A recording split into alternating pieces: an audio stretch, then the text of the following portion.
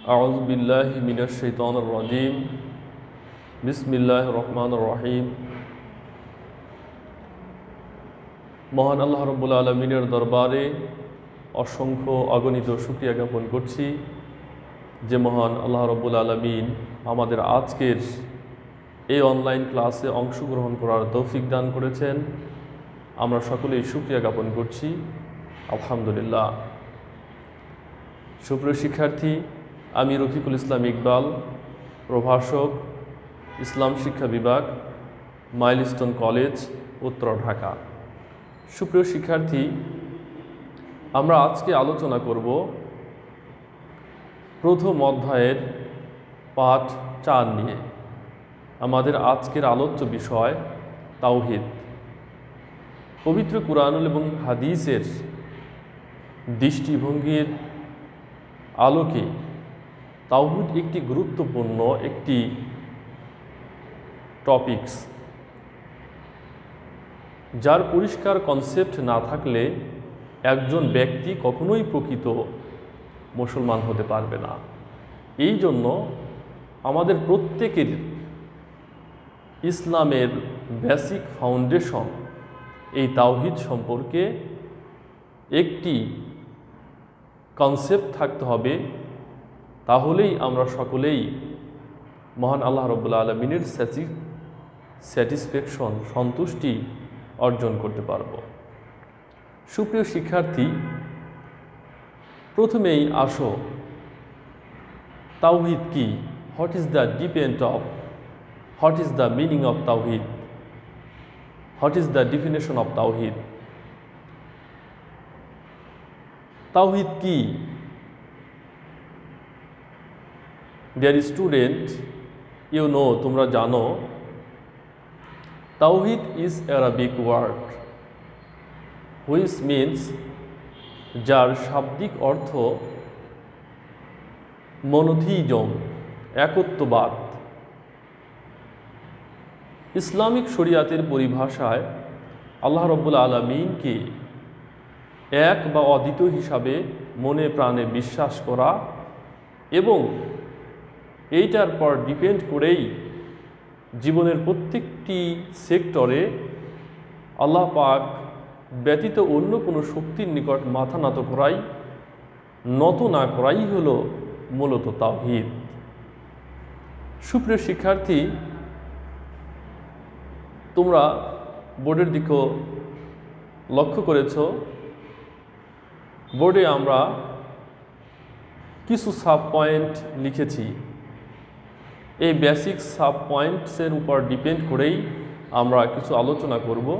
আমি আশা করি তোমরা প্রত্যেকেই খাতা এবং কলম নিয়ে নোট ডাউন করবে। Importance information, importance line, try to note down. প্রত্যেকেই আমি আশা করি আমাদের আজকের এই ক্লাসের আলোচনা তোমরা মনোযোগ দিয়ে শুনলে পরবর্তীতে তোমরা পরীক্ষায় ভালো করবে বলে আমি আশা করি। সুপ্রিয় শিক্ষার্থী, একটু বোর্ডের দিকে লক্ষ্য করো।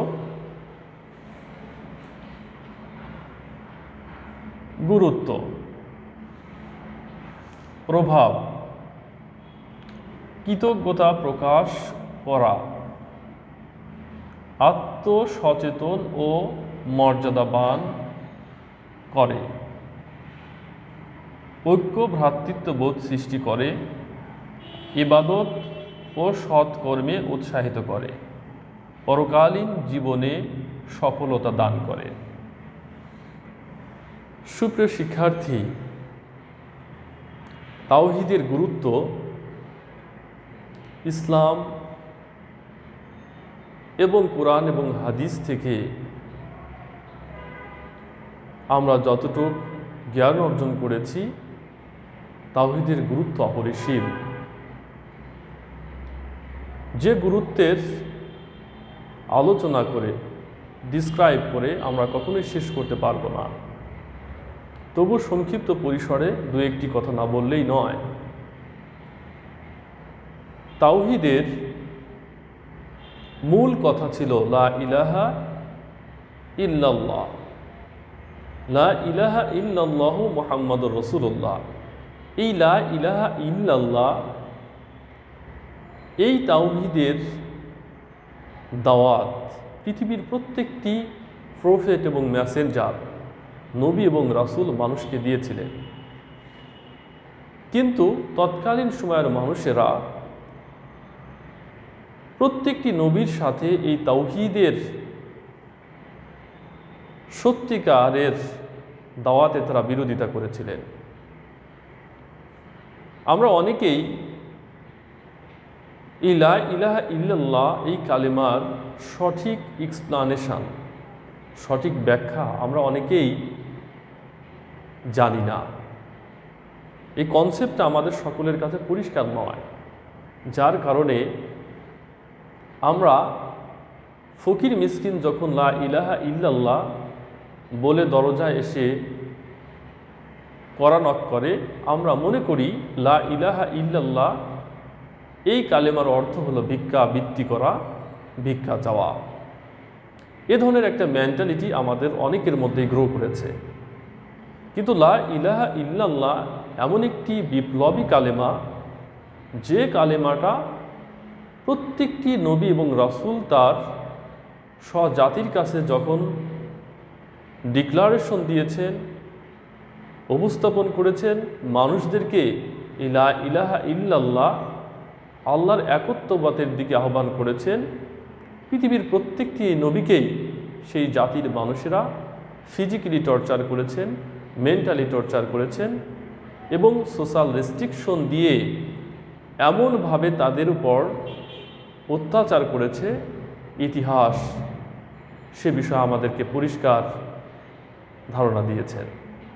তোমরা সকলেই জানো। সুপ্রিয় শিক্ষার্থী, এই লা ইলাহা ইল্লাল্লাহ মুহাম্মাদুর রাসূলুল্লাহ, এই লা ইলাহা ইল্লাল্লাহ এই তাওহীদের, আল্লাহ পাকের এই একত্ববাদের দাওয়াত দিতে গিয়ে বিশ্ব নবীর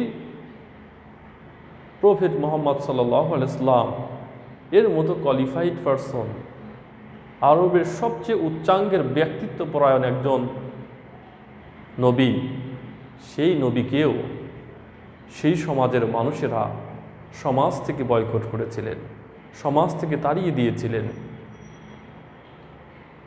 ইতিহাস আমাদের কাছে পরিষ্কার। এই লা ইলাহা ইল্লাল্লাহ এই দাওয়াত দেওয়ার কারণে হযরত ইব্রাহিম আলাইহিস সালামকে নমরুদ আগুনের মধ্যে ফেলে দিয়েছিল।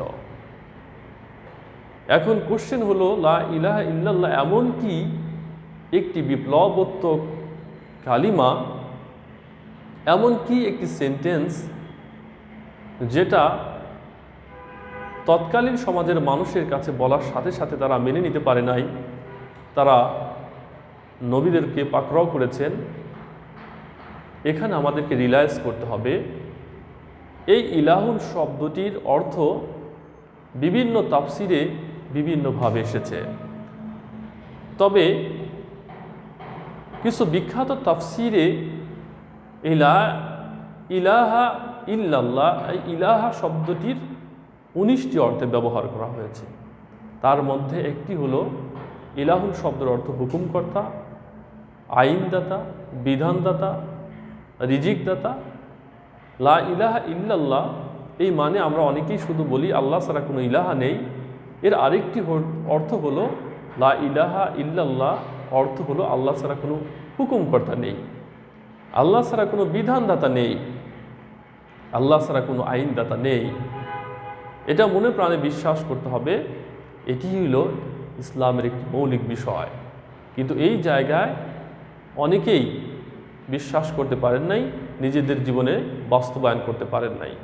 সুপ্রিয় শিক্ষার্থী, এই জন্য এই তাওহীদ, আল্লাহ পাকের একত্ববাদের গুরুত্ব ইসলামে সর্বাধিক, অপরিসীম। সুপ্রিয় শিক্ষার্থী, তোমরা বোর্ডের দিকে লক্ষ্য করো। প্রভাব, কৃতজ্ঞতা প্রকাশ করা। একজন ব্যক্তি যখন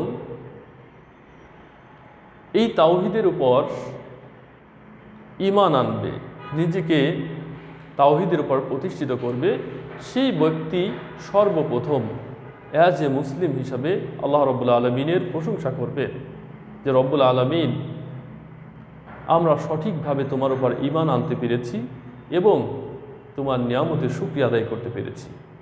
এটি হলো একজন মুসলিমের সর্বপ্রধান উৎকৃষ্টতম একটি কাজ হচ্ছে আল্লাহ পাকের শুকরিয়া আদায় করা। সুপ্রিয় শিক্ষার্থী, পরবর্তী স্টেপটা দেখো, আত্মসচেতন ও আত্মমর্যাদাবান করে।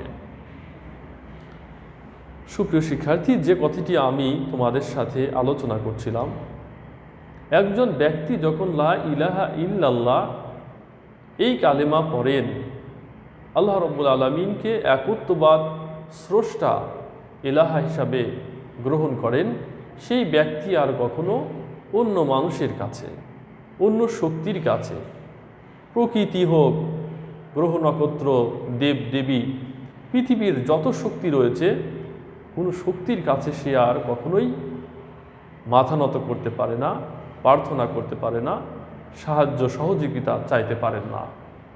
কারণ অ্যাজ এ ম্যান হিসাবে তখন সে একমাত্র আল্লাহ রব্বুল আলমিনের প্রতি ঈমান আনার কারণে আল্লাহ রব্বুল আলমিনের কাছেই তিনি নিজের জীবনের প্রত্যেকটি বিষয়, তিনি চাওয়া পাওয়া সম্পূর্ণ কিছু আল্লাহর কাছে স্যালেন্ডার করবে।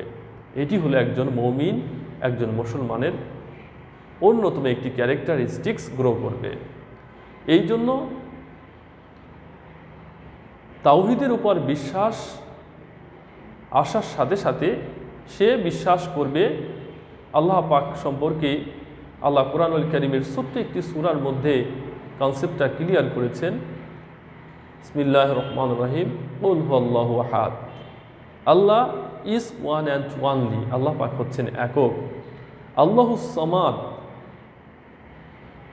হি does not depend on anyone, আল্লাহ পাক কারো উপর নির্ভর করেন না, কারো সহযোগিতা লাগে না, বরং পৃথিবীর সব কিছুর সহযোগিতাকারী স্রষ্টা হলেন আল্লাহ রব্বুল আলমিন।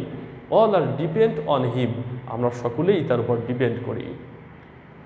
এই যে আল্লাহ রব্বুল আলমিনের একত্ববাদের মূল বিষয়, যে একজন ব্যক্তি যখন আল্লাহ রব্বুল আলমিনের প্রতি ঈমান আনবেন, তখন সে কখনোই মানুষের তৈরি করা মতবাদ, মতদর্শ, পৃথিবীর কোনো শক্তির কাছে সে আর কখনো মাথা নত করতে পারে না। সে একদম ইখলাস, একনিষ্ঠভাবে সে আল্লাহ রব্বুল আলমিনের ইবাদত করবেন এবং আল্লাহ রব্বুল আলমিনের গোলামি করবেন। এটি হলো তাওহীদের অন্যতম একটি ইম্প্যাক্ট অফ তাওহীদ, তাওহীদের প্রভাব। আমরা তাওহীদের ইম্পর্টেন্স নিয়ে আগে কথা বলেছি, এখন আমরা তাওহীদের ইম্প্যাক্ট নিয়ে কথা বলছি, তাওহীদের প্রভাব। সুপ্রিয় শিক্ষার্থী, একটু লক্ষ্য করো, ঐক্য ভ্রাতৃত্ববোধ সৃষ্টি করে। সুপ্রিয় শিক্ষার্থী, সারা পৃথিবীতে প্রায় 600 কোটি মানুষ, এই মানুষের মধ্যে প্রায় 200-250 কোটি প্রায় মুসলিম। এই মানুষগুলোর মধ্যে ভাষাগত ভিন্নতা রয়েছে, চেহারার মধ্যে ভিন্নতা রয়েছে, বিভিন্ন রাষ্ট্রে জন্মগ্রহণ করার কারণে তাদের মধ্যে পার্থক্য রয়েছে, কিন্তু এই মানুষগুলোর একত্রিত করার যে মানদণ্ড, সেটি হলো লা ইলাহা ইল্লাল্লাহ। এই লা ইলাহা ইল্লাল্লাহর উপর ডিপেন্ড করে সারা পৃথিবীর মুসলমানরা এক, যার কারণে পৃথিবীর যে কোনো প্রান্তে একজন মুসলমান নির্যাতিত হলে সারা পৃথিবীতে মুসলমানরা সমবেদনা জানায়, প্রতিবাদ জানায়। তাই ইসলামে তাওহীদটা হলো ঐক্যের অন্যতম একটি মানদণ্ড। সুপ্রিয় শিক্ষার্থী, সময় সংক্ষেপ হওয়ার কারণে আমরা আলোচনা করতে পারছি না, আমরা আরেকটি বিষয়ে কথা বলেই শেষ করে দেব। তোমরা বোর্ডের দিকে লক্ষ্য করো, পরকালীন জীবনে সফলতা দান করে। একজন ব্যক্তি তাওহীদের উপর প্রতিষ্ঠিত হয়ে আল্লাহ রাব্বুল আলামিনের ইবাদত করলে কোরআন এবং হাদিসের দৃষ্টিভঙ্গির আলোকে সে পরকালীন জীবনে মুক্তি এবং সফলতা লাভ করবে। আমি আশা করি তোমরা প্রত্যেকেই আমার ক্লাসের কথাগুলো বুঝে ব্যক্তি জীবনে আমল করবে। আসসালামু আলাইকুম ওয়া রাহমাতুল্লাহ।